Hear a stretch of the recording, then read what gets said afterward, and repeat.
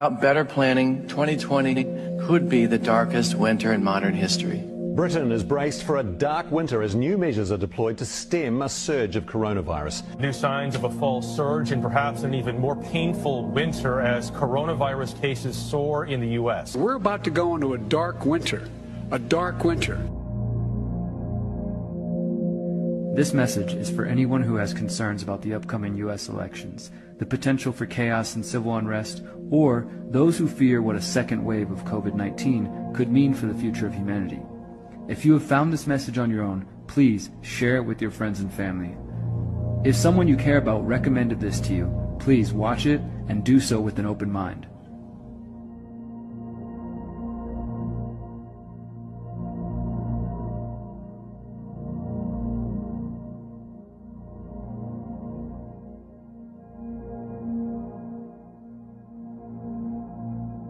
We are in the last few months of a tumultuous year, and it appears that there might be more unprecedented events on the way. As we near election 2020, it's important to step back and analyze the potential plans of the predator class. Specifically, it's important to understand a number of recent government simulations and exercises. First, let's look at the exercise known as Event 201. 1 year ago, on October 18, 2019, the Bill and Melinda Gates Foundation partnered with the Johns Hopkins Center for Health Security and the World Economic Forum on a high-level pandemic exercise known as Event 201. Event 201 simulated how the world would respond to a fictional coronavirus pandemic known as CAPS, which swept around the planet. The simulation imagined 65 million people dying, mass lockdowns, quarantines, and censorship of alternative viewpoints under the guise of fighting disinformation, and even floated the idea of arresting people who question the pandemic narrative. The outcome of the CAPS pandemic in Event 201 was catastrophic.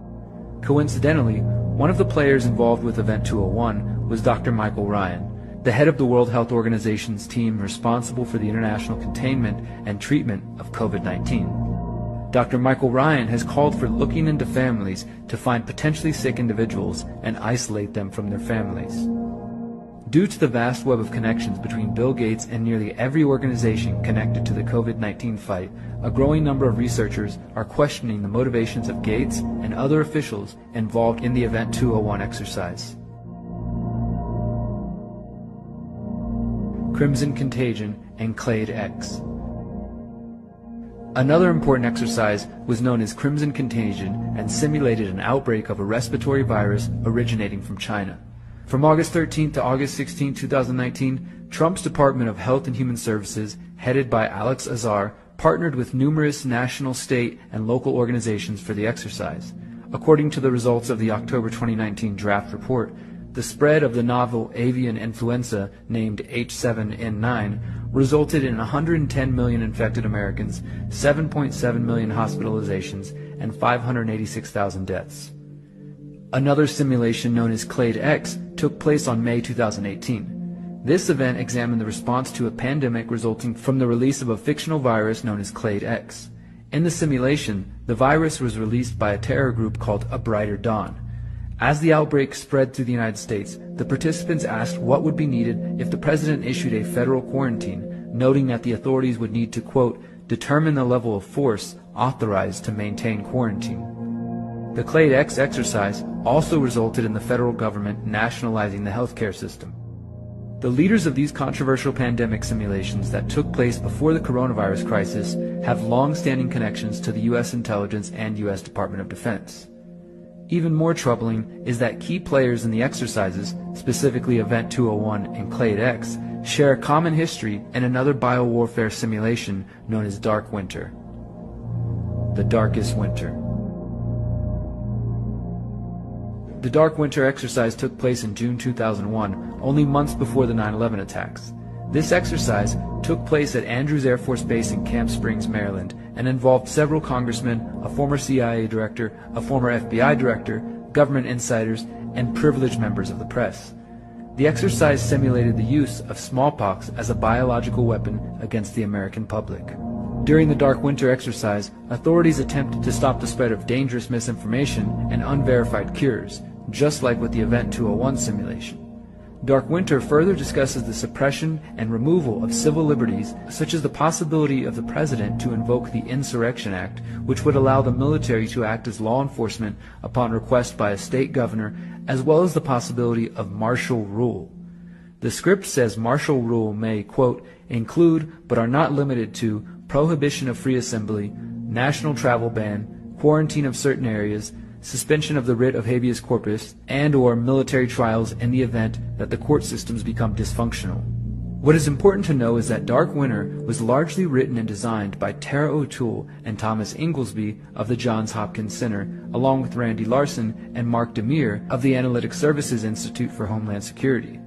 O'Toole, Inglesby, and Larson were directly involved in the response to the alleged anthrax attacks which took place in the days after September 11, 2001. These individuals personally briefed Vice President Cheney on Dark Winter.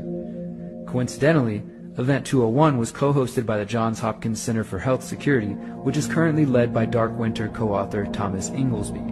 Tara O'Toole was also a key player in the Clade X simulation.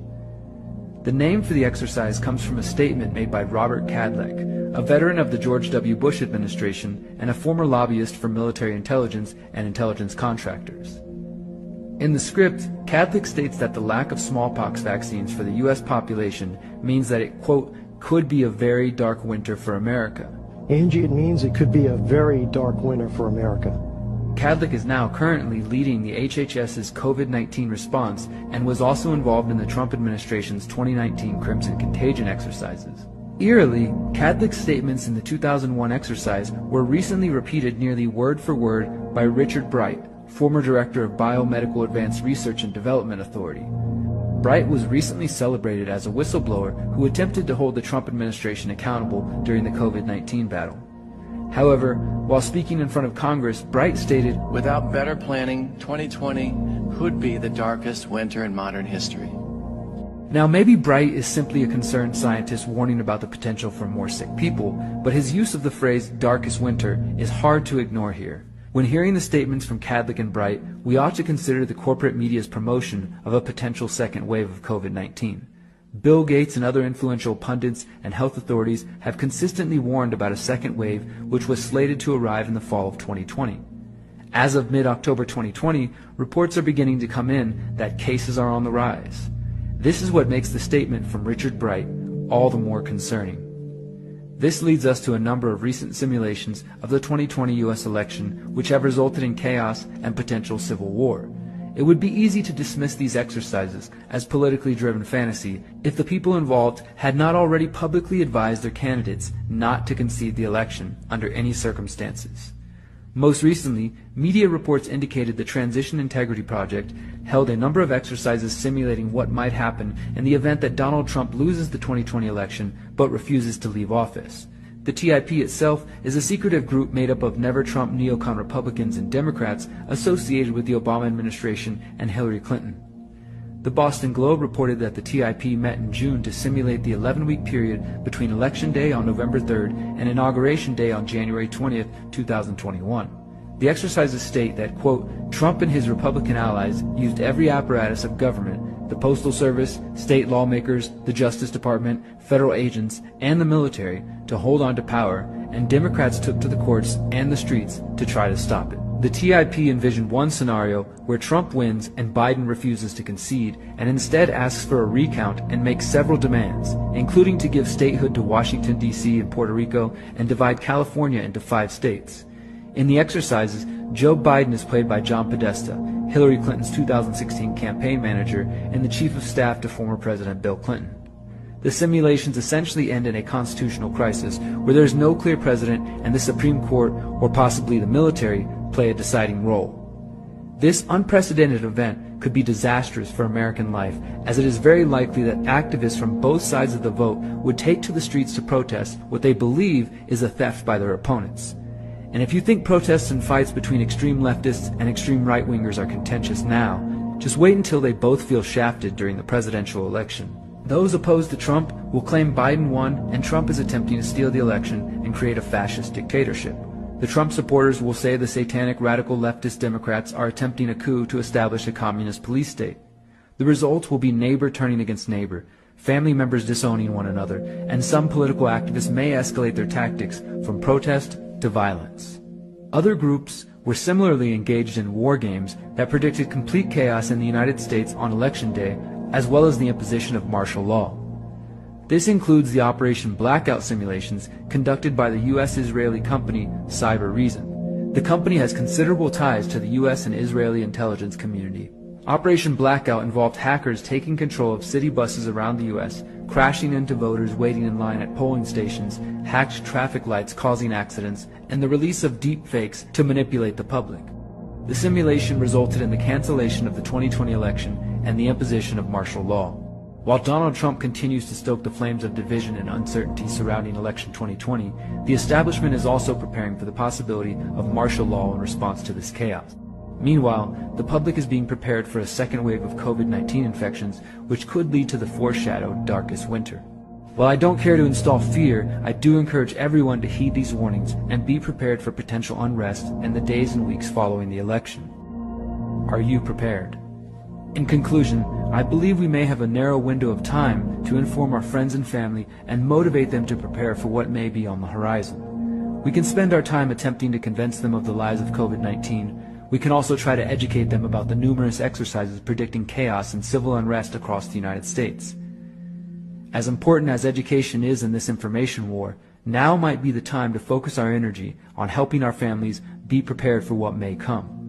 Rather than attempting to convince them to see what you see or believe what you believe, perhaps we can simply help keep them safe until they can clearly see the writing on the wall. Again, if you are hearing of these exercises and topics for the first time, please listen with an open mind. I also want to emphasize that I don't say these words in hopes of inspiring fear or stress. In fact, I hope that this analysis can paint a clear enough picture of the grim reality that we are facing so that we may act. It is only by honestly facing our circumstances that we can hope to influence and change the path of humanity. This is a historic time to be alive, and we have the opportunity to play a powerful role. It's time to shake off the shackles and expose those who seek to hold us back for their own sick purposes.